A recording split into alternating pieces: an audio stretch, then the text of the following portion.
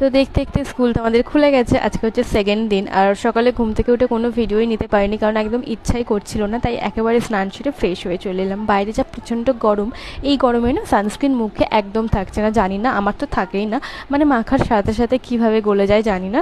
তো এই যে সানস্ক্রিনে বাকি যেটুকু ছিল সেটুকু আমি হাতে মেখে নিয়েছিলাম। আর মা দেখি আজকে আমাকে বানিয়ে দিয়েছিল রুটি আর গাজর আলুর তরকারি। আর সকালবেলা এই টাইমে না ভাত খেতে অনেকটা টাইম লাগে, তো বেশিরভাগ আমি চেষ্টা করি রুটি ফুটি খাওয়ার জন্য, কিন্তু তাও মাঝে মাঝে একটু ভাত খেতে ক্রেভিংস হয় আর কি। তো আর গরমের জন্য এই হেয়ারস্টাইলটা একদম পারফেক্ট, কী বলো তোমরা? তারপরে বেরিয়ে পড়লাম এই রোদ্দুরের মধ্যে কালো হওয়ার জন্য। ইয়েস, তো আমরা এই দেখো লাল পরি সবুজ পরি সেজে বেরিয়ে পড়েছি। আর আগের দিন ম্যাডামকে আমি ভিডিওতে নেইনি বলে আমাকে মারছিল, বলছিল তুই আমাকে ভিডিওতে নিস নি, তাহলে ক্যামেরাটা কেন অন করলি। তাই আজকে আমি ওকে একটু বেশি করে ভিডিওতে নিলাম।